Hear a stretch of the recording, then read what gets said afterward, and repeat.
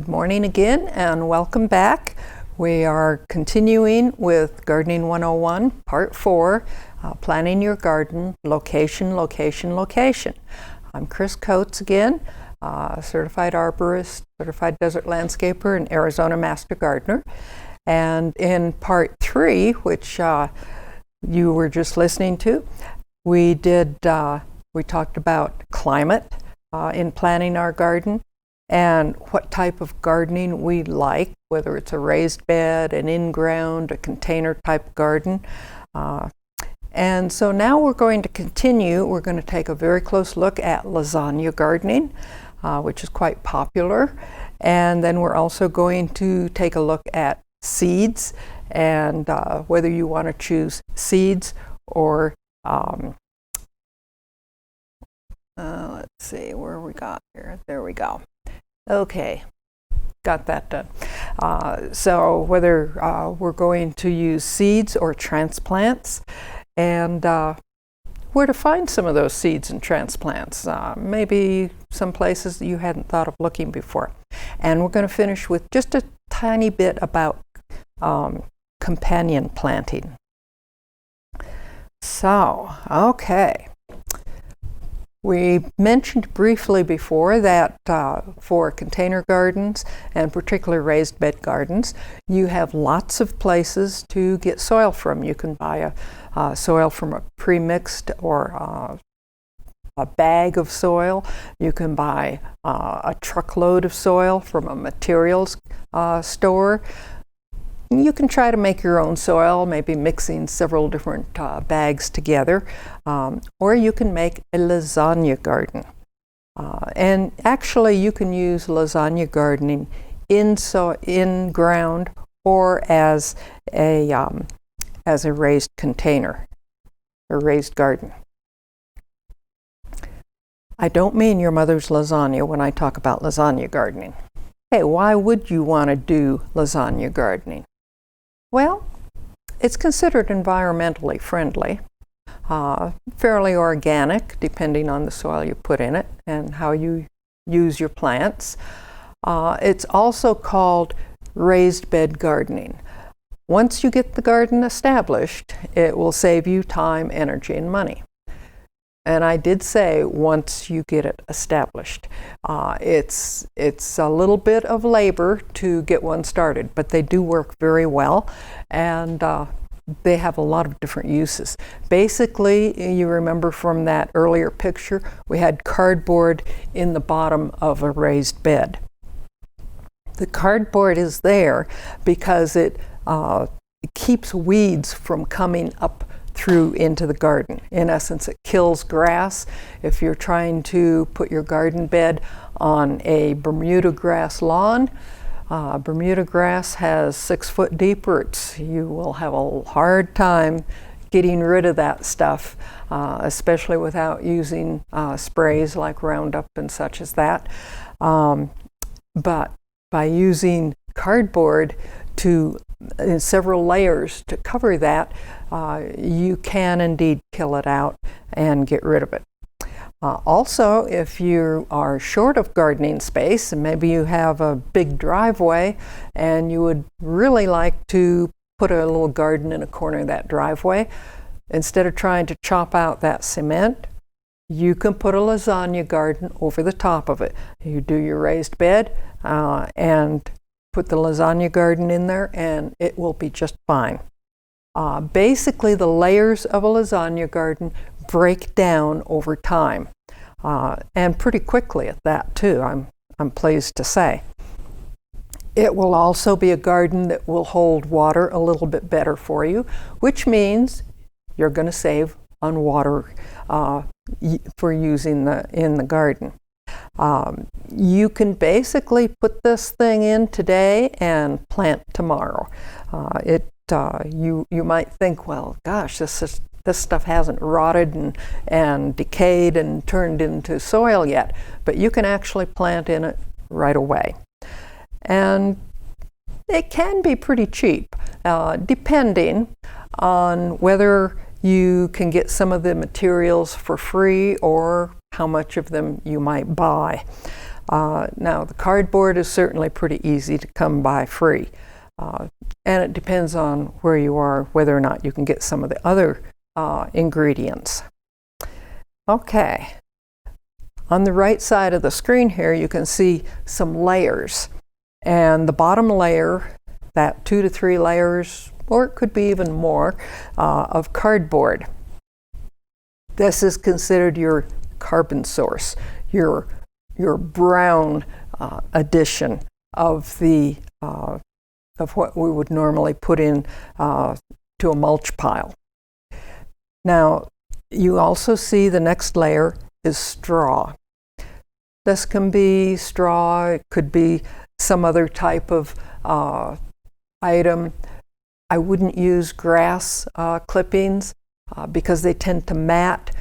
Grass is great in a mulch pile, but it tends to mat too much for a lasagna garden.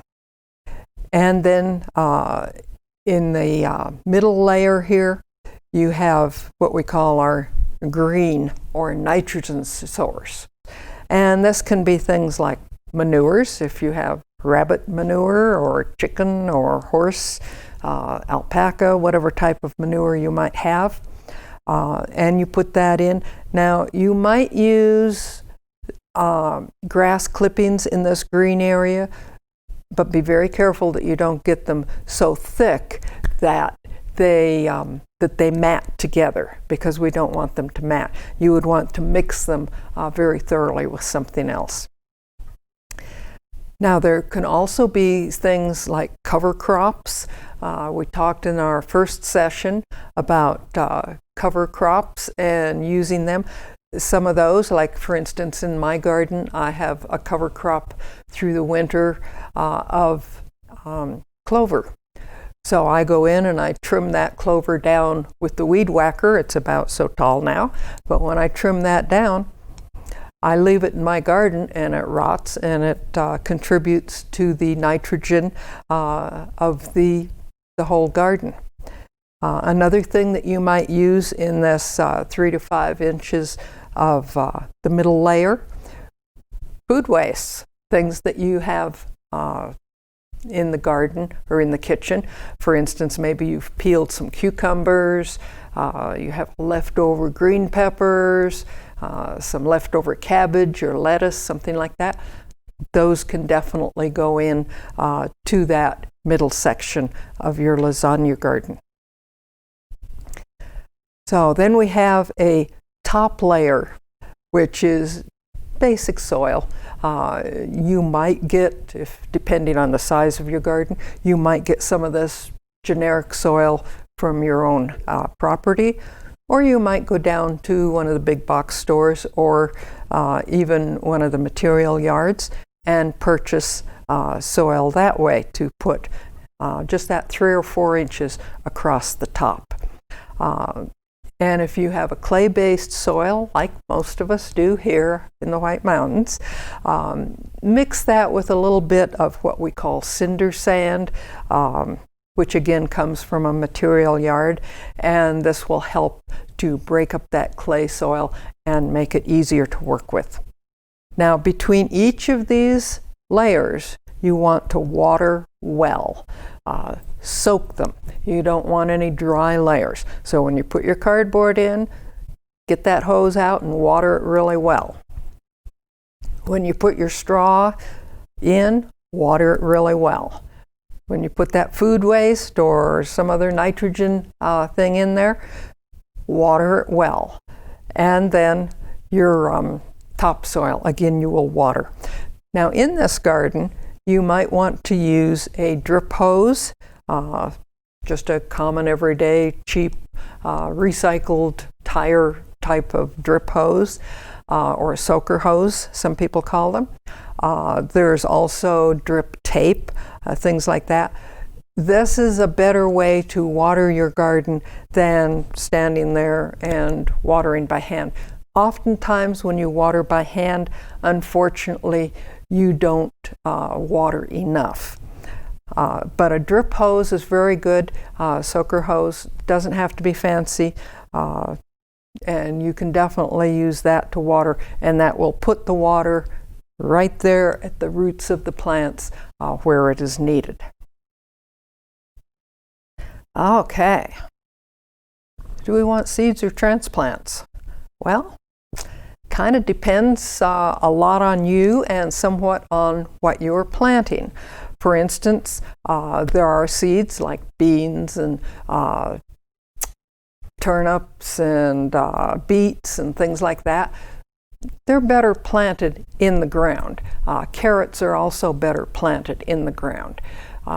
And yet, other things like tomatoes and peppers and watermelons, those you can start inside yourself, or you can buy them as transplants at the nursery or one of the big box stores. So, why would we want to choose seeds? Oh, depends on what you want to grow. And with seeds, you have huge possibilities. They're almost endless possibilities that you can grow. Yes, you can go down to the nursery or one of the big box stores and buy seeds off the wall. You can also go ahead and get them from a catalog. There are lots of wonderful catalogs and websites out there, and there are so many different types of seeds.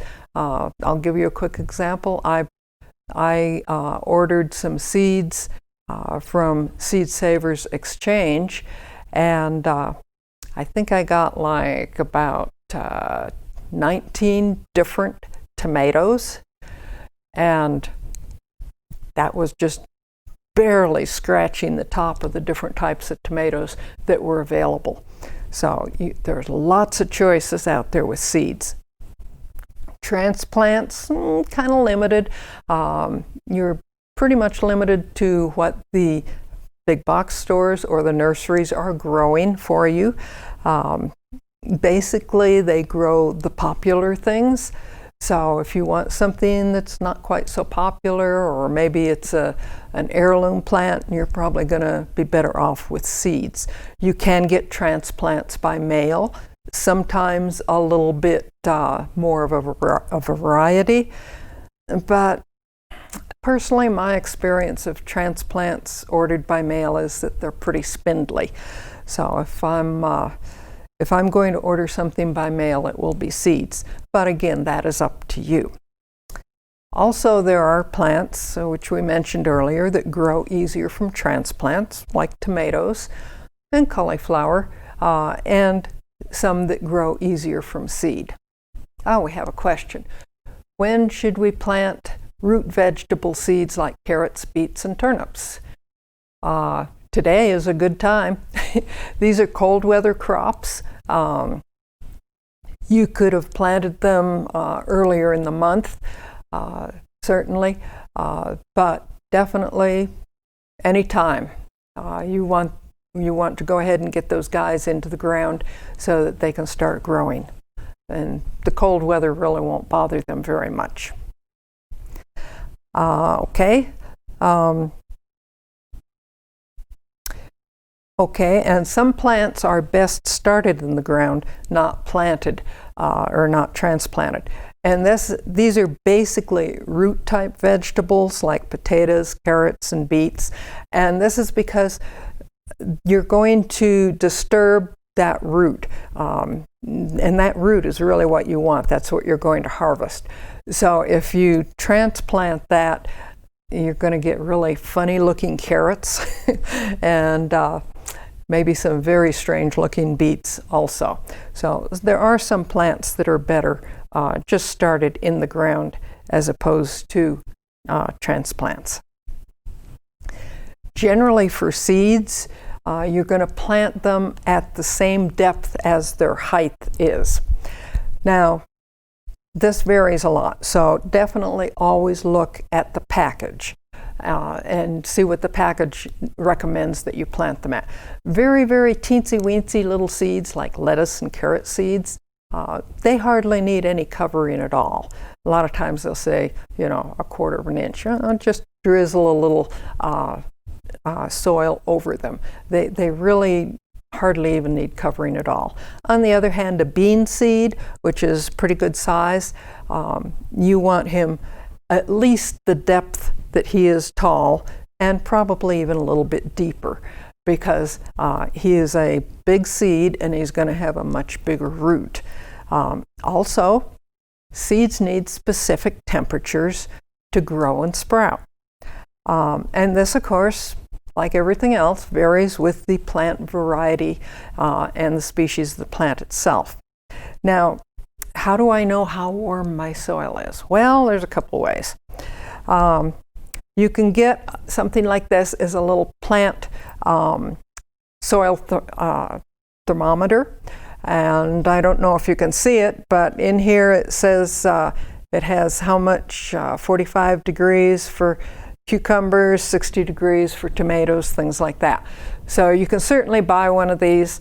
They're not generally too expensive, but if you happen to have a little thermometer for testing your meat temperatures and things like that, you can use that. This one here goes down to 0 degrees and it comes up well past 60, of course. So you could actually use just one of these little thermometers from your cooking in the kitchen, and these are real cheap. So whichever you have available, that will do. Plants also need to be planted at the correct time of year. And you'll see this on the packages and in the catalogs. Plant spring, plant after the first frost, plant 6 to 8 weeks before the last frost, things like that.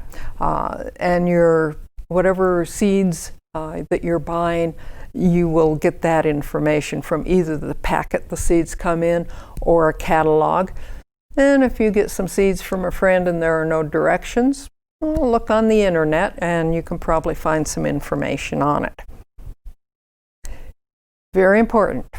Once the little seedlings are up, you need to thin them. Now, things like carrots and even lettuce seedlings or seeds, these are very small seeds, and it's very hard to put them in one at a time.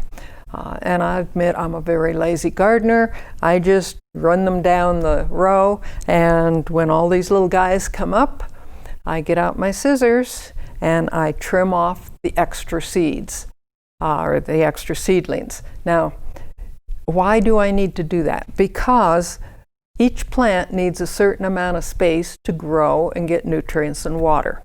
So if you've got them all crowded in here, nobody is going to do real well. Some will do a little better than others, but nobody's going to do great. So you want to go ahead and thin those little guys out.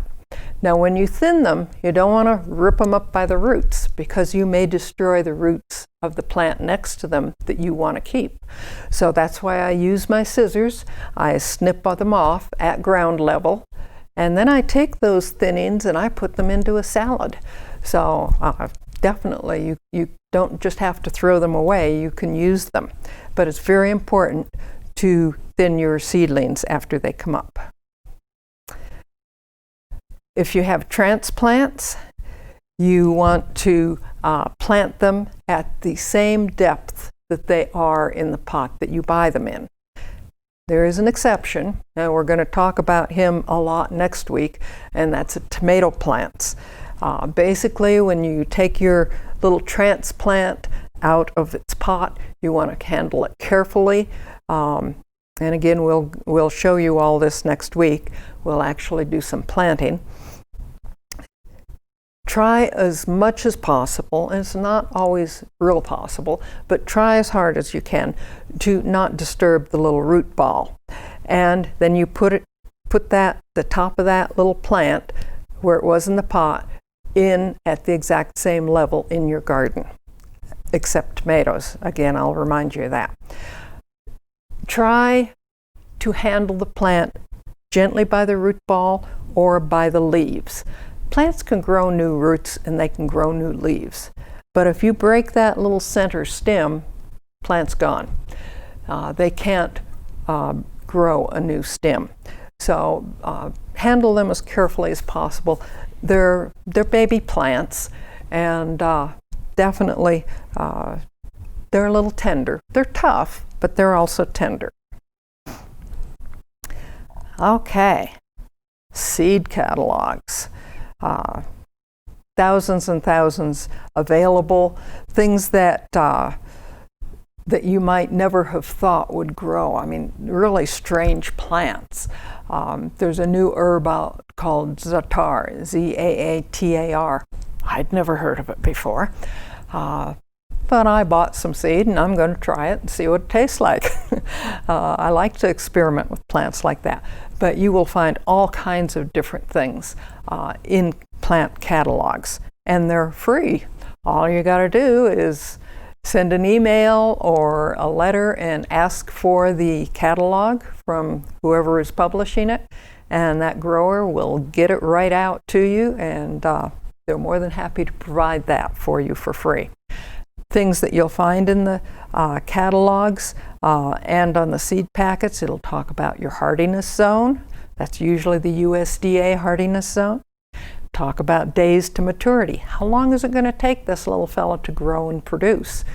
And that's important to you because we have a relatively short season up here, and so we want to make sure that our plants can actually produce within that time frame. It's going to talk about soil requirements. Some plants, like blueberries, like acidic soil. Most vegetables actually like soil a little more acidic than our alkaline soil is. So you might want to use some pelleted sulfur to bring that alkalinity more towards normal, more towards neutral. How much water is required? Does the plant need a lot of water? Like to dry out between waters? Things like that. Is it a resistant plant to certain diseases? You'll see this especially in tomatoes. And general care. This is probably more applicable to containerized plants and trees, but there's a certain amount of care that might be required of this plant. Pruning, things like that. And is this a hybrid plant or an open pollinated plant? Now, if you like to save seeds, and a lot of people do nowadays, and in fact our Show Low Library has a seed library that you can get seeds from for free, and you would therefore want open pollinated plants. Hybrids you don't really want to save the seeds from because who knows what you're going to get. That plant, the seeds from that plant are going to run the whole gamut of genetics from its parents. So if you want to save your own seeds, you want open pollinated seeds. Okay, a little bit about companion planting here. Companion planting has been around since people started gardening.